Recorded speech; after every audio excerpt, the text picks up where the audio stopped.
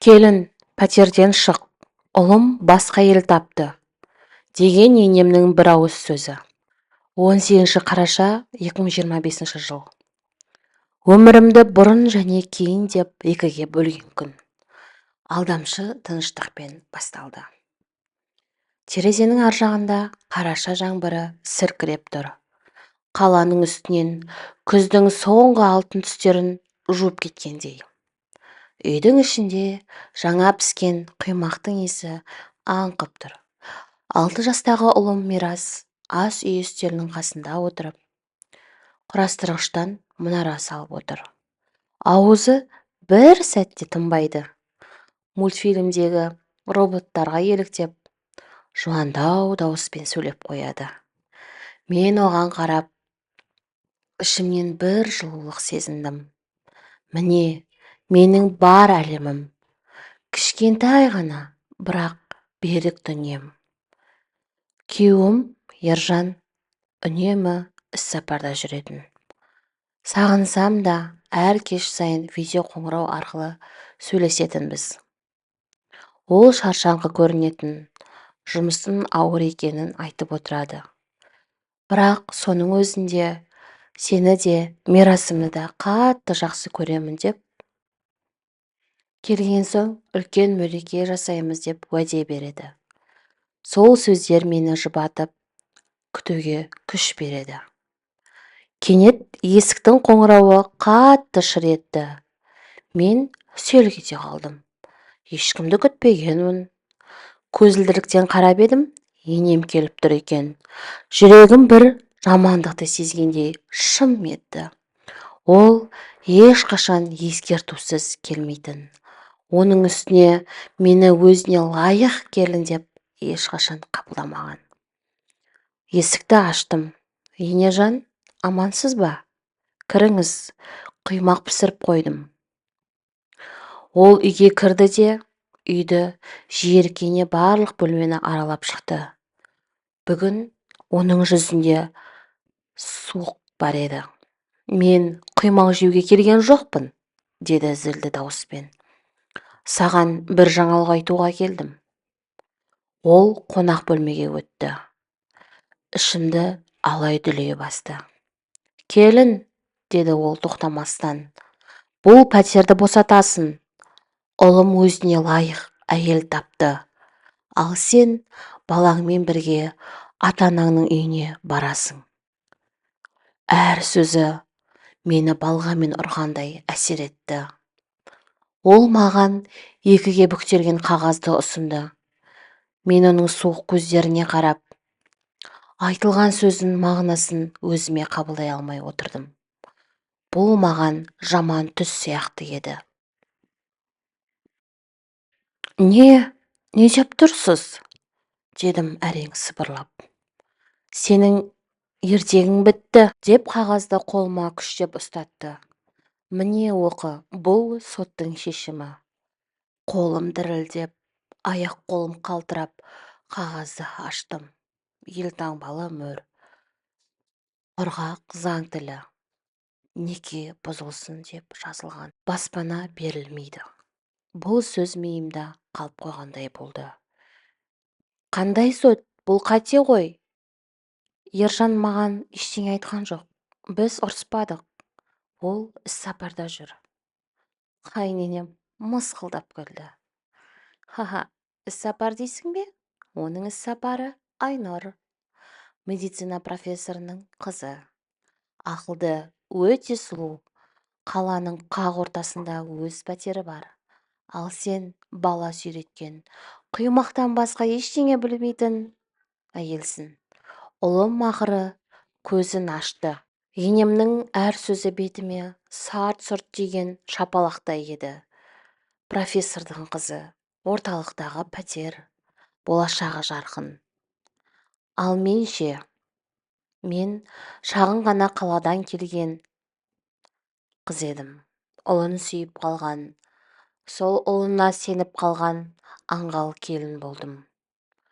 Ол құжаттарды бірнеше ай бұрын берді, деді енем.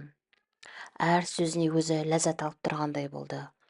Сотқа сені көшті деп көрсеткен, қайда жүргенің белгісіз деп жазған.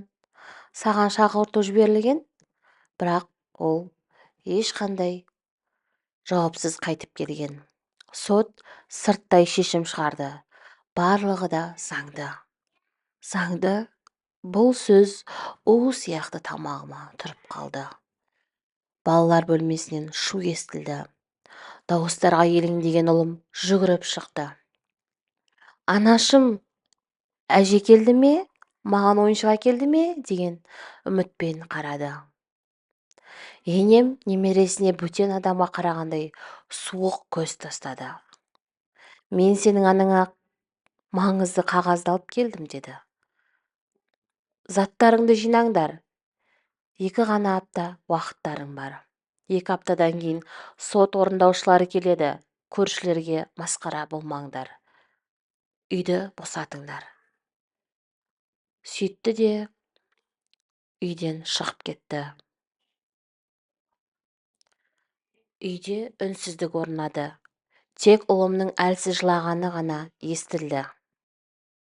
Анашым, сен жылап тұрсың ба? Әже неге жаман? Мен тізерліп отыра кеттім. Баламды құшақтап алдым. Жыладым. Өмірімде алғаш рет бұлай жыладым. Менің жылы әлемім бір сәтте күйреп түсті.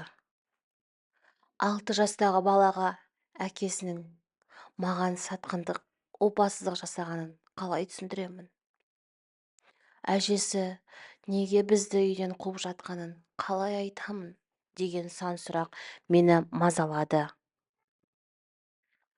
Алғашқы сағаттарда есеңгіреп қалдым. Дәліздің еденінде отырып, сот қағазына тесіле қарап оқыдым. Ұлым құшағымда ұйықтап қалды. Оны төсекке жатқыздым да орнымнан тұрдым. Телефонды қолыма алып, Ержанмен сөйлесуге бел будым. Нөмірі қолжетімсіз. Жүрекшілер мен жылы сөздерге толы хабарлама көзіме мазақ болып көрінді. Жаным, Мирас екеуміз сені қатты сандық.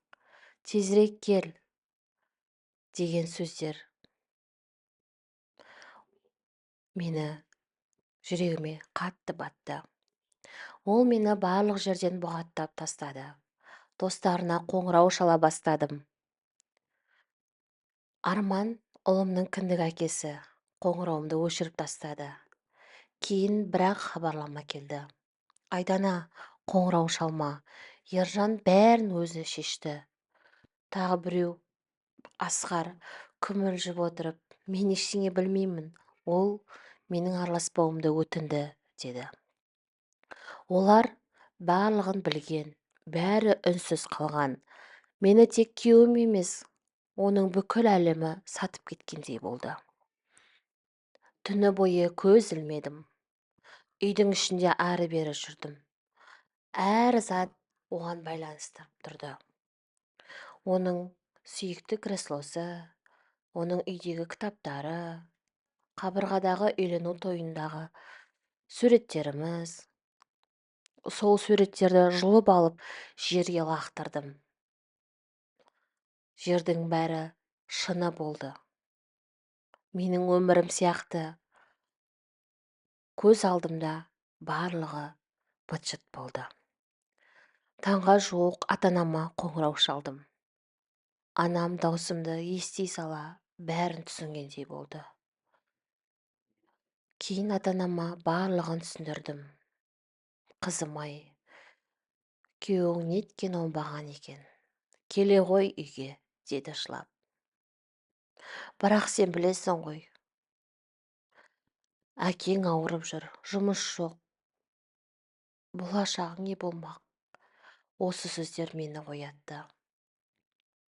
Жоқ, мен берілмеймін. Ұлымның болашағы үшін еш нәрсені қараусыз қалдырмаймын. Қорқыныштың орнын суық ашу басты. Бұл пәтер менің де өмірім. Біз оны бірге алдық. Алғашқы жарнаны менің әжемнен қалған үйді сатып жинадық. Несиені де бірге төледік. Мен күндіз-түні де жұмыс істедім, есеп-қисап жүргіздім. Сонда не, мені енді далаға тастамақ па? Жоқ, бұлай болмайды. Таңертең ұлымды балабақшаға апардым да, күлімсіреп тұрып бетіне қарадым. Бірақ ішім астан-кестең болып жатты. Есіктен шыға салысымен интернеттен бір ғана сөзді тердім. Отбасылық дау үшін адвокат. Кез келген номерлерді алып хабарластым. Бір қоңырау шалғанымда бір әйелдің нық дауысы естілді. Тыңдап тұрмын, айтыңыз. Мен бәрін бастан аяқ айтып шықтым. Сот қағазы, сырттай шешім, енем 2 апта ғана уақыт бергенін айттым. Ол бір сәт үнсіз қалды да, Айдана, тынышталыңыз. Сізді алдап кеткен. Бұл істі кері қарауға болады. Жүрегім дүрс ете қалды. Қалай? Олар бәрін заңды деп отыр ғой. Сотты сізді қатысуынсыз шешім шығарған. Ал сіз бұл туралы білмегенсіз. Оның үстіне пәтер ортақ мүлік, бала бар. Мұнда заң сіз жақта. Көзіме жас келді. Бірақ бұл әлсіздік емес, үміт жасы еді. Ертең келіңіз, барлық жақты алып келіңіз. Біз бұл ойынды бастаймыз. Ойын мен үшін өмір мен өлімнің ойыны. Адвокат кеңсесінен шыққанда телефон шыр етті. Телефонға қарасам, Ержан. Жүрегім қысылып кетті. Бірақ телефон қоңырауынан қашпадым. Не керек? Дедім сабыр сақтауға тырысып. Айдана, сен бәрін анамнан естідің бе? Деді ол шаршаңқы дауыспен. Я, сот шешімінде пәтерден қуып шығатыныңды да, ұлыңды да ойламағаныңды да. Бәрін естідім. Ол күрсінді. Сен эмоцияға берілме. Бәрі дұрыс шешім. Біз екеуміз біттік. Екінші келіншегім жүрікті. Бұл сөз мені тоқтатты. Әлем қатып қалғандай. Не дейсің? Ол менің баламды көтеріп жүр. Сондықтан бәрін созбайық. Анам айтқандай жаса. Тыныш кетсең, бәрі оңай өтеді. Сол сәтте мен бұрынғы Айдана емес едім. Жоқ, Ержан, олай болмайды. Мен адвокатқа бардым. Бұл пәтер ішінде, ұлым ішінде соңына дейін барамын.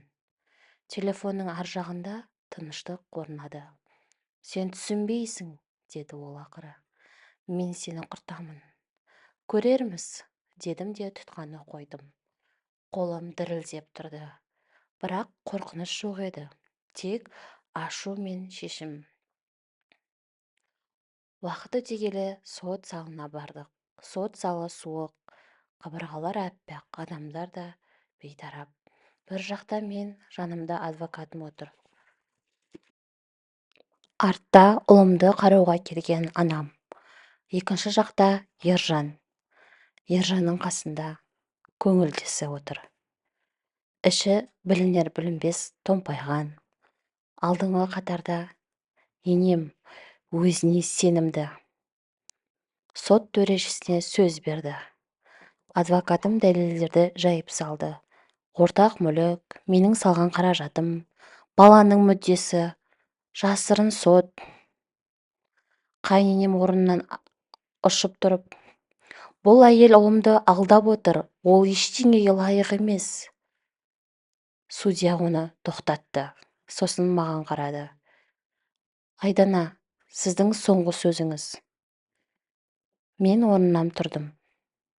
Даусым дірілдемеді. Мен ешкімнің байлығын сұрап отырған жоқпын. Мен тек баламның үйін қорғап тұрмын. Әкесінің сатқындығы үшін бала далада қалмауы керек. Зал тып-тыныш. Судья шешімін оқыды. Соттың шешімі алдыңғы Шешімнің күші жойылсын. Пәтер ортақ мүлік деп танылсын. Бала анасын қасында қалсын. Ержан алимент төлеуге міндеттелсін. Көшіру тоқтатылсын. Енемнің өңі қуарып кетті. Ержанның көңілдесі жылап жіберді. Ал Ержан болса жерге қарап қалды. Мен ұлымды, анамды құшақтадым. Біз жеңдік. Кешке үйге келдік. Сол үй біздің үй. Ұлым күліп, анашым, біз енді кетпейміз бе? Жоқ, балам, бұл сенің үйің.